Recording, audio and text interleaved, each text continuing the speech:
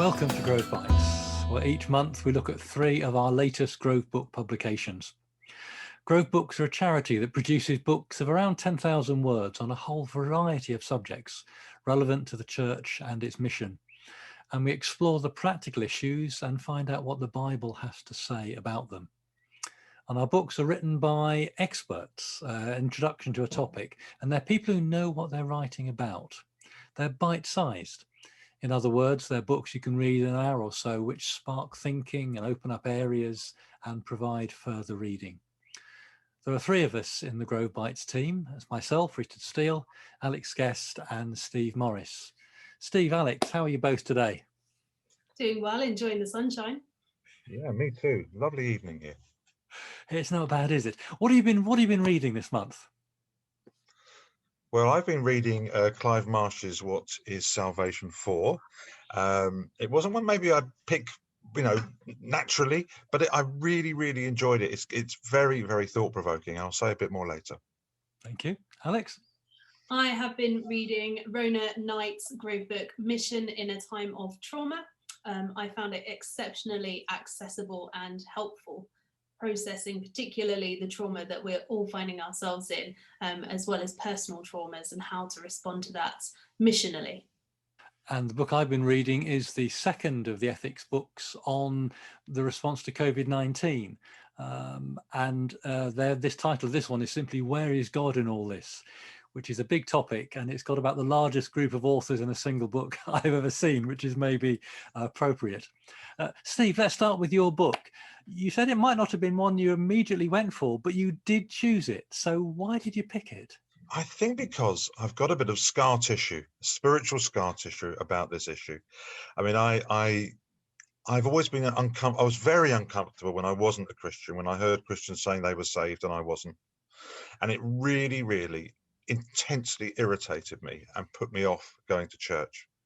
And I think this book actually is picking up on exactly that kind of zeitgeisty thing, that we have to find a new language. And I think, well, I really agree.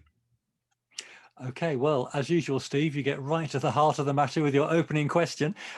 So let's hear that now. Who would think that saying that you're saved or not really would become such a nubby kind of issue? I mean, why do you think it's become something that's quite important to talk about?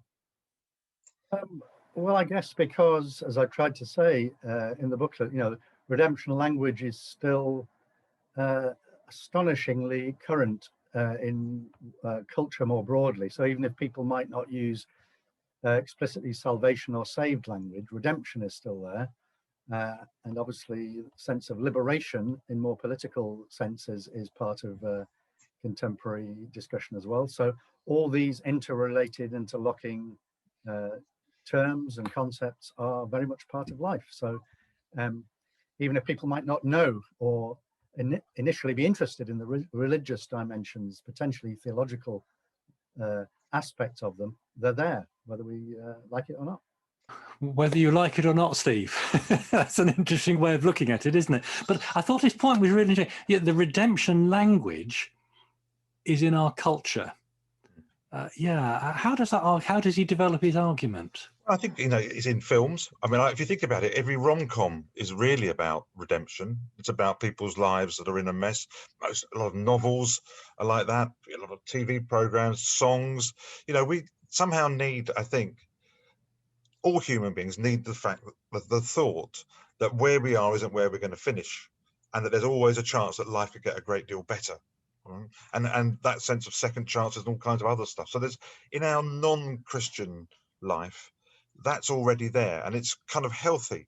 The problem is in the Christian way of doing it, if you just kind of say that we're saved and no one else is, it flips it on its head. So it's about people feel condemned by it. And Clive talks about finding a new language, and he talks about using words like flourishing. And I think he's onto something there. People might say, oh, it's a bit soft, Jesus came to save us. I know, of course I know, but it's about the language that we use. One thing I did, I rang 6 of my friends, right? And I said, do you ever talk about saved? And they're from different parts of the church. And all of them said that they have over the last few years ditched that language because it is just so off-putting. Interesting, isn't it? Yeah, Alex, what about you? What do you use saved language, redemption very often? And do you find those concepts are in people's lives, even if the language isn't? You know, I was just thinking, goodness, I don't think I've ever said the phrase I'm saved, or I'm a Christian, therefore I'm saved. And in fact, the only context I think I use the word saved is if I'm writing in a Word document, if I'm working on the computer. And then it struck me, well, even now, I probably wouldn't say I've saved that file because, or if I do say I've saved that file, I also know that I'm backed up with autosave. And so I thought, oh, there's an interesting theological journey that's going on. Very much so, yeah.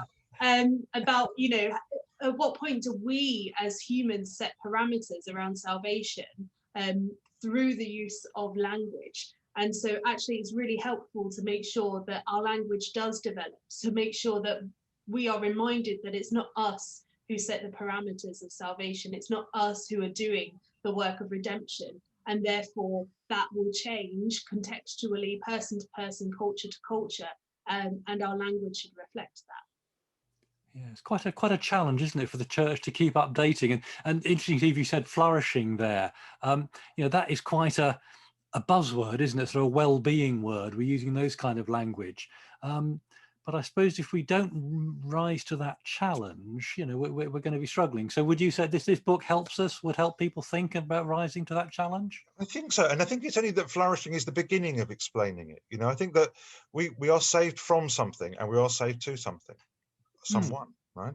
And I think there's time when we've got that initial flourishing word out there, we can begin to think about the things that are wrong inside us, the civil war that most people fight each day of their lives, and talking about what it is to be free of some of that stuff. But that's not where we start from. I really, really think that's the case. So yeah, it really made me think, and well worth a read. Yeah. Thank you. There's actually is a bit of a link, I think, into the book that I've been reading, you know, COVID-19, where is God in all this? Because a lot of the research seems to be suggesting that people are almost looking for more of a meaning in life. You know, they're wondering what it's all about. They've lost so much of what they've been relying on. You know, is there anything more? Is there anything beyond COVID? Again, loads of effects on mental health. So interestingly, I think maybe at the moment more people are asking some of these big questions than they have been for a while.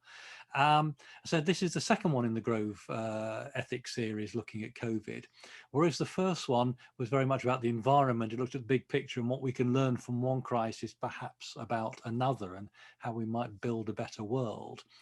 This one's very much looking at the moral and the ethical issues. It's got a mix of theologians. It's got a former bishop. It's got some very high-end medical people in it. As it's the largest author group ever brought together on the topic. And I spoke to two of them. I spoke to Greg, who's a clergy person. He's a frequent author for Grove. James is brand new. But James is a consultant in anesthesia and intensive care. You know, he's really seen the sharp end. And he wrote a couple of chapters. And the first one is looking at some of our responses. And he's certainly not uncritical, but he's very fair in his assessment. I think it's been an unprecedented challenge. And I don't envy the politicians having to make the incredibly difficult decisions that they've had to. And I think anybody in that position would have found that extremely challenging. And there's lots of trade-offs that they've had to do, which I sort of tried to address some of those in my section of the booklet. But I think what I wanted to do is to be sort of reflective about what had gone and potentially some of the mistakes that happened so far. And also anticipating at that stage, we were anticipating this second wave and what lessons might be learned and implemented for a second wave or any future pandemic. And I think there is a lot we can learn, and hopefully we can help try and mitigate some of the harms for future. So how do you think we did cope with the second wave better than the first wave from your perspective? Because you always say very much on the front line. Yeah, I think sort of clinically as physicians and healthcare teams on the front line, I think we had learned some lessons for sure. I think we've been there, done that, and in fact, in some ways we'd learned how the disease behaves and how best to treat it. And I think our outcomes were significantly better second time round over this winter. Although the scale of the challenge this time around was significantly worse than the spring of 2020. So yeah, our experience in where I work in Salisbury in South Wiltshire was that it was a bigger challenge, but and we were also facing it with drained batteries, in a sense that this had been going on for a long time. People were really weary and exhausted already. But I do feel, in reflection, that we've done a really great job, all things considered. There's been some tragedies and we've seen many deaths, but we've also seen many success stories of many lives saved. He gave me something of a picture of what he'd been through as, you know, a consultant, you know, very high-end medic. And I just sort of sat back and I thought, yeah, you know, so many people are feeling tired. You must be absolutely exhausted. So there's a very personal, you know, it's a big topic, but it's a very personal book in some ways as well. Again, I don't know what you're finding about, you know, how people are, you know, having, you know, we just passed our first year, haven't we? You know, it's beyond the first year now. How are you finding people coping with this kind of thing? And do you think they are asking that question, where is God in all this? I absolutely have, you know, sat with people grieving, who are terrified, who are confused, those who have recovered but lost loved ones and they can't see justice anywhere, and, you know, filled with loads of questions and not really having any way of beginning to answer it. It's just been a tragic year where grief and death has been so close by and persistently so, and there's no escaping it. And so I think I've really had some profound interactions with people where they just have questions and are confused. And I have had some stories of people who have been filled with hope and seen some real turnaround in their lifestyle or in their thoughts about God and about faith, because death has been so close by, and it's made them think, well, you know, what is this for? What's the purpose? What's going to happen next? So it's been massive for people's faith, I think, this year. Yeah, quite interesting. One of the points one of the other authors, Greg, makes in the book and in the interview with him is he says a lot of people are feeling guilty. And I asked him, you know, why guilty? And they said, well, I might have brought the COVID home and my grandmother died. And again, you just sit back and you think, this is just having such an effect on people's lives, isn't it? Just huge. Yeah, I mean, I certainly think that. I think that people, my experience here is that as a church, we've definitely grown closer, even though we haven't been able to meet. And that's made me think quite a lot about that. But people are still feel absolutely right in the middle of this. I mean, we may be heading out of it, but the despair and the terror, the fear, all those things are really, really, absolutely still there. And that's something which I think we're going to need to pick up on as a church. I think what people have said to me is not where is God in all this, but where was the church in all of this in terms of speaking about it? I mean, I don't think I ever heard anyone on national telly, radio, I may be wrong, especially from, you know, talking about how this helps us, how it doesn't help us with God. And I think, yeah, even though we had the churches closed, we've probably lost a bit of an opportunity. I mean, it's very hard to know what to say. Let's be absolutely honest about it. But I wonder what we might have said. I don't want to be too critical because it's so horribly difficult. What might we have said? And I've been wondering a bit about that recently. Yeah. Funny enough, Greg, one of the authors, makes a very similar point. That he thought that some of us had maybe missed a trick in saying that. So the book certainly explores that kind of issue, and, you know, what might the church be saying into the situation. But that's an interesting reflection, Steve.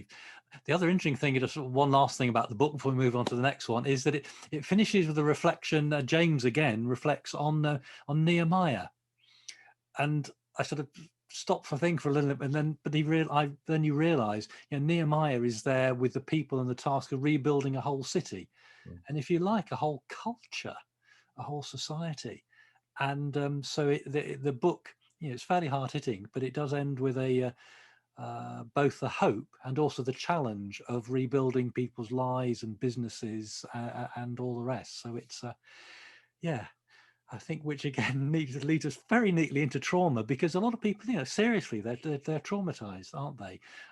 So I think this book was sort of commissioned before. It's not just about COVID, is it, Alex? But tell us a little bit more about this book. No, you're absolutely right. It isn't about COVID explicitly, but it definitely is relevant because it is a corporate trauma and a global trauma that we are experiencing.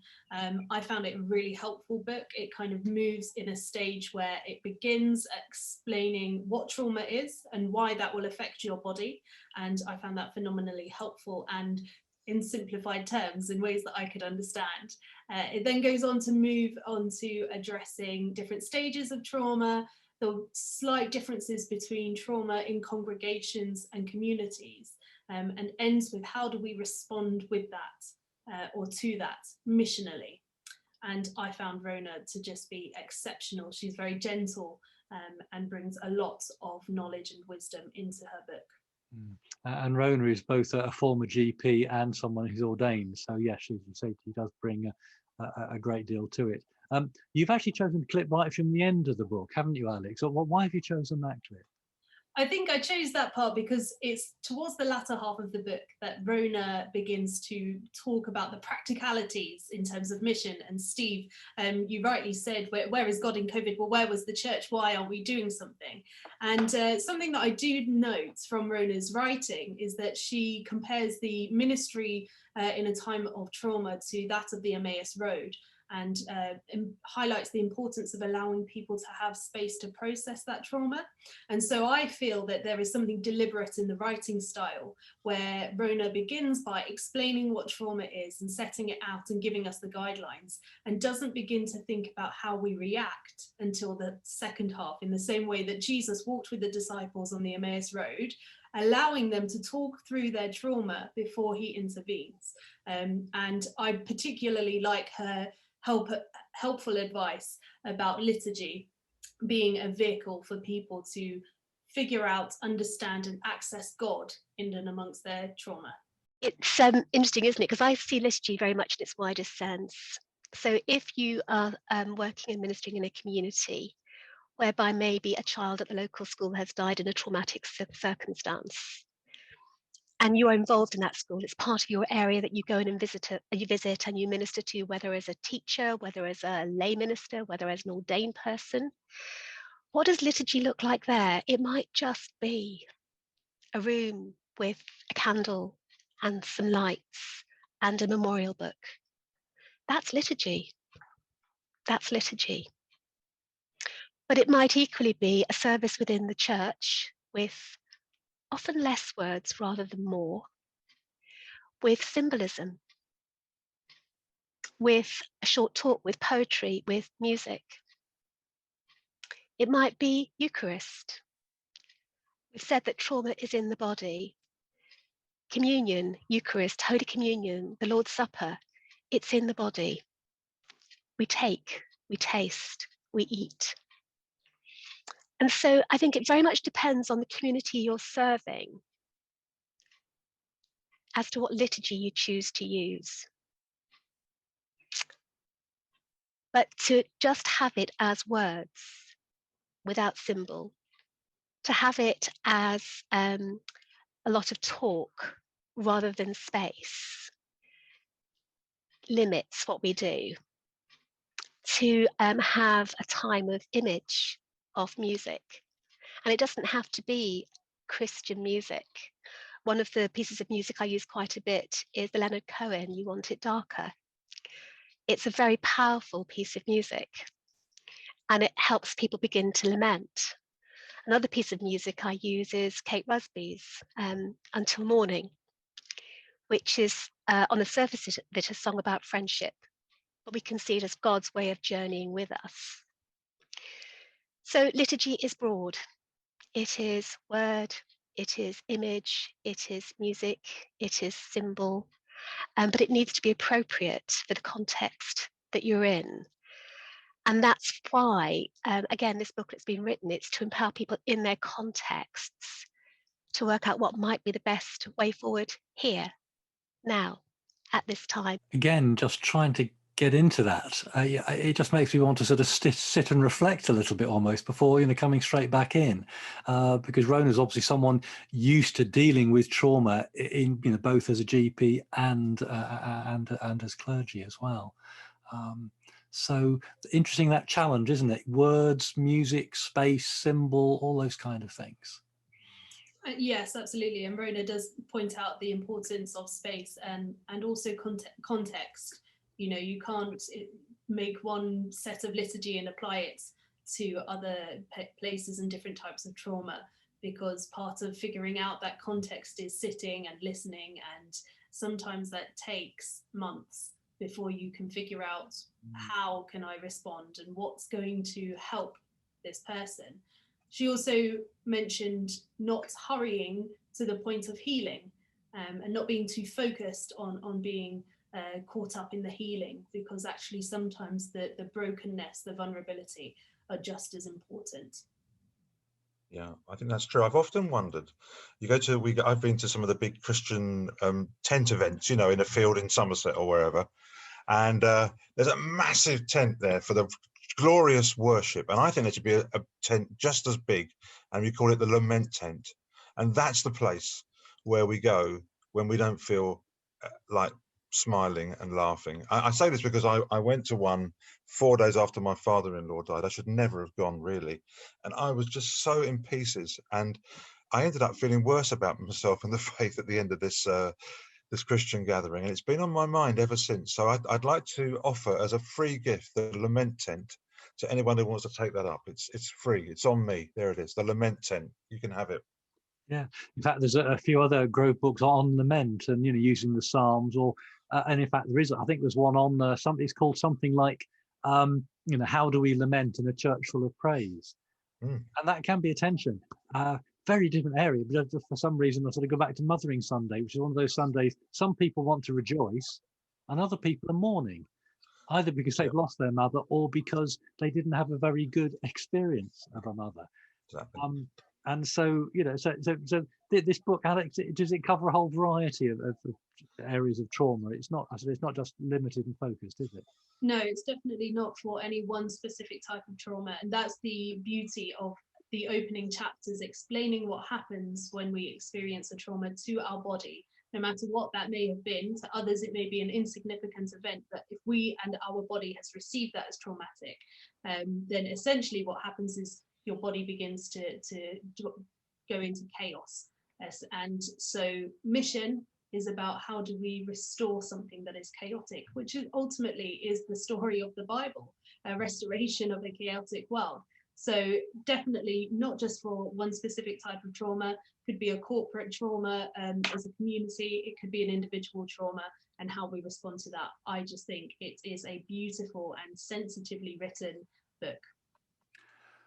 Well, thank you both. I mean, we've had 3 very interesting books today, haven't they? And really stimulating and very, very deep in their own ways. So, yeah, thank you both. So that's it for today. If you'd like to hear more from the authors there, I hope that's whetted your appetite, then please do go to the Grove Books YouTube channel, where you'll find longer interviews with all 3 of the people we've been speaking to today. And there are many more great Grove books applying the Bible to a wide variety of situations in the world and the church. And they're written by authors who know what they're writing about. Grove books are bite-sized publications that you can really get your teeth into. But for now, it's goodbye. Goodbye. Goodbye for now. Hope to see you again soon.